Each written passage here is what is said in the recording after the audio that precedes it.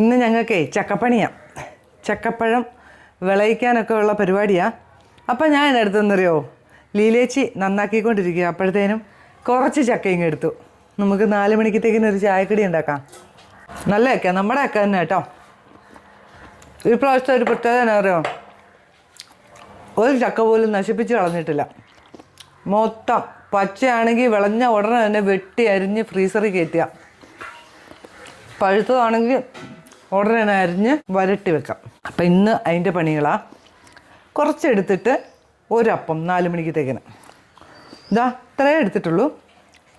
നന്നായിട്ടൊന്ന് മിക്സിയിലിട്ടൊന്ന് കറക്കി എടുത്തുകൊണ്ട് വരാവേ. ഒന്ന് അരിഞ്ഞിട്ട് ഒന്ന് കറക്കി എടുത്തുകൊണ്ട് വരാം. ഇതാ ചക്കയൊക്കെ ഇങ്ങനെ അരച്ചുകൊണ്ട് വന്നു കേട്ടോ. പെട്ടെന്നുണ്ടാക്കാനാ. നമ്മൾ എന്നാ ഉണ്ടാക്കുന്നതെന്നറിയോ, ഒരു വാഴയില പരത്തിയിട്ട് ഒരു ഓട്ടട എന്നല്ല, ചുട്ടെടുക്കുക, അട ചുട്ടെടുക്കുക. നാട്ടിലൊക്കെ അങ്ങനെ പറയുന്നത് കേട്ടോ. കുറച്ച് നെയ്യ് ഒഴിച്ചു കൊടുത്ത ഒരു പാനിൽ. ഇതൊക്കെ നിങ്ങൾ ഉണ്ടാക്കുന്നതായിരിക്കും, എന്നാലും ഞാൻ ഉണ്ടാക്കുമ്പോൾ ഒന്ന് കാണിച്ചു തരുക. ഇതാ ഈ ചക്ക അങ്ങോട്ട് ഇട്ട് കൊടുത്തു. ഇതൊന്ന് ചെറുതായിട്ടൊന്ന് ജലാംശമൊക്കെ ഒന്ന് വറ്റിക്കോട്ടെ. നല്ലപോലെ ജലാംശമൊക്കെ വറ്റിയിട്ടുണ്ട് കേട്ടോ. ഇനി നമുക്കതിലേക്ക് ശർക്കരപ്പാനി ഒഴിച്ചു കൊടുക്കാം, മധുരത്തിന് പാകത്തിന്. ഇനിയിപ്പോൾ ശർക്കര ഇല്ലാത്തൊരു പഞ്ചസാര ഇട്ടാലും കുഴപ്പമില്ല, പക്ഷേ ടേസ്റ്റ് ശർക്കരയ്ക്ക്.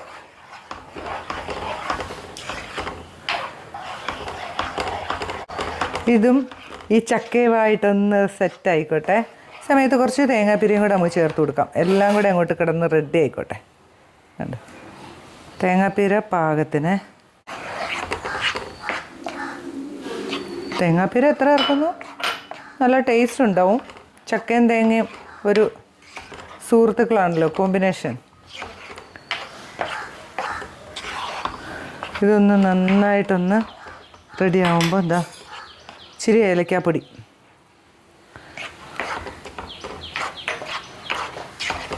കയ്യിലുണ്ടെങ്കിൽ മതി, ഇല്ലെങ്കിൽ ഒരു കുഴപ്പമില്ല. ഇപ്പം ഞാൻ ചക്ക വരട്ടാൻ വേണ്ടിയിട്ട് ഏലക്ക എല്ലാം പൊടിച്ച് വെച്ചേക്കുന്നതുകൊണ്ട് ഇച്ചിരി ഇട്ടതാണേ. അതൊക്കെ ഇട്ടാൽ ഒരു രസമാണ്. ഇനി നമുക്കിതിനകത്തോട്ട് എല്ലാം ഒന്ന് സെറ്റായിട്ടുണ്ട് കേട്ടോ. ഒരു പിഞ്ചുപ്പും കൂടെ ചേർക്കണേ. ഇനി ഇതിനകത്തോട്ട് അരിപ്പൊടി ഇട്ട് കൊടുക്കാം.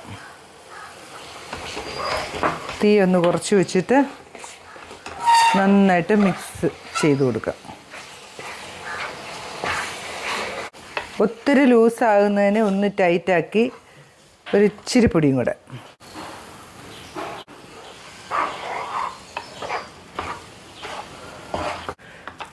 നല്ല പോലെ ഇങ്ങനെ ഒന്ന്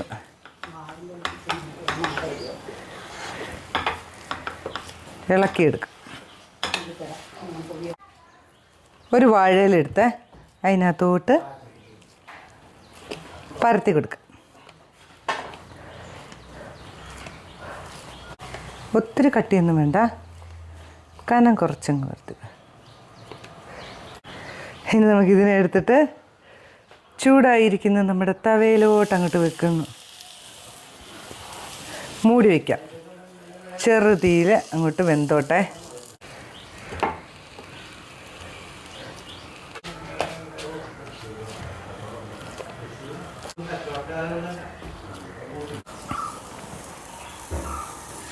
തിരിച്ചും മറിച്ചുമൊക്കെ ഇട്ട് കൊടുക്കണമായിരുന്നു കേട്ടോ. ഇതാ നോക്കിയേ, നമ്മുടെ ചക്കാട കണ്ടോ, നല്ല അടിപൊളി ചക്കാട കണ്ടോ. ഇതുപോലെ ഇങ്ങനെ ചുട്ടെടുക്കണം കേട്ടോ. അങ്ങനെ നമ്മുടെ ചക്കയുടെയൊക്കെ റെഡി ആയിട്ടുണ്ട്. ഇല അങ്ങ് മാറ്റി അടുത്തത് എടുത്ത് വെക്കാം.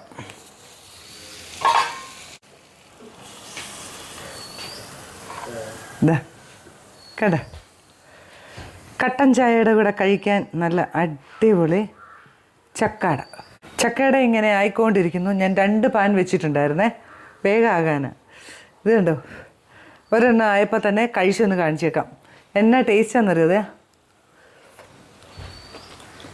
നമ്മുടെ കട്ടൻ ചായയുടെ കൂടെ 4 മണിക്ക് സൂപ്പറാണ്. ഞങ്ങളെപ്പോഴും ഇങ്ങനെയാണ്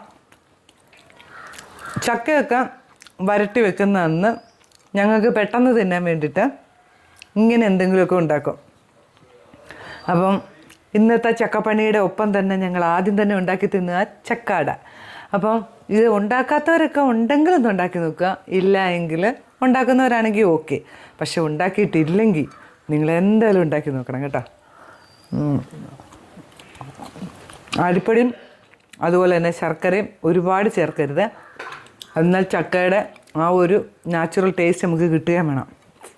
ഉണ്ടാക്കി നോക്കണേ. എല്ലാവരും ഉണ്ടാക്കി നോക്കിയിട്ട് അഭിപ്രായം പറ. പുതിയൊരു വീഡിയോ ആയിട്ട് ഞാൻ വരുന്നതായിരിക്കും. ബൈ.